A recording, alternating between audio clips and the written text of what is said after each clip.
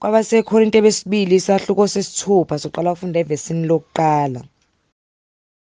Kepha thina esisebenza kanye naye siyanencenga ukuba ningawamukeleli ize umusa kaNkulunkulu, ngokuba uthi, ngesikhathi esihle ngikuzwile, nangosuku lwensindiso ngakuhlangulisa. Bheka, manje kuyisikhathi esihle kakhulu. Bheka, manje kulusuku lwensindiso. Asibekeli muntu nasinye isikhubekiso nangokukodwa, funa inkonzo yethu isolwe.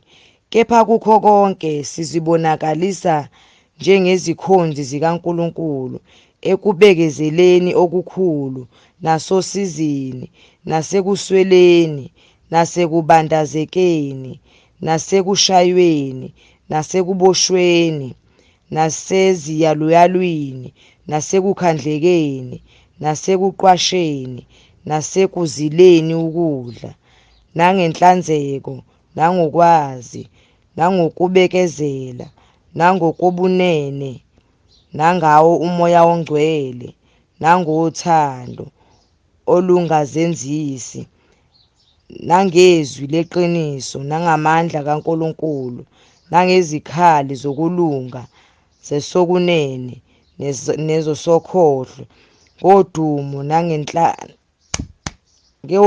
nangehlazo, ngokuhletshwa nangokutuswa, njengabakhohlisi kanti singabeqiniso, njengabangaziyo kanti saziwa kakhulu, njengabafayo kanti bheka siyaphila, njengabalaywayo kanti asibulawa, njengabadabukileyo kepha siyathokoza njalo, njengabampofu kepha sicebisa abaningi, njengabangenalutho kanti sinakho konke.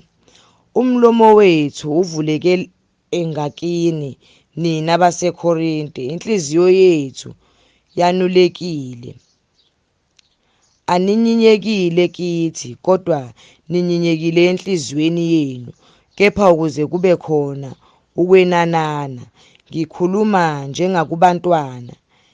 Yanulekani nani, maningaboshelwa ejokeni linye nabangakholwayo, ngokuba kunakuhlanganyela kuni ukulunga nokungalungi na? Kunabudlelwane buni ukukhanya nobumnyama na?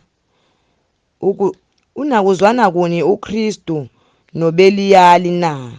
Unasabelo sini okholwayo nongakholwayo na? Linakuvumelana kuni ithempeli likaNkulunkulu nezithombe na?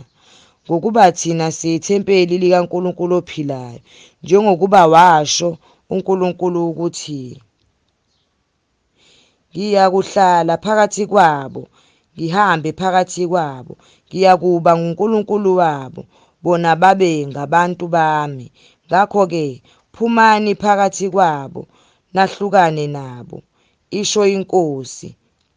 Ningathinti okungcolileyo, khona ngiyakunamukela, ngibe nguyihlo kini, nina nibe ngamadodana namadodakazi kimi, isho iNkosi uSomandla.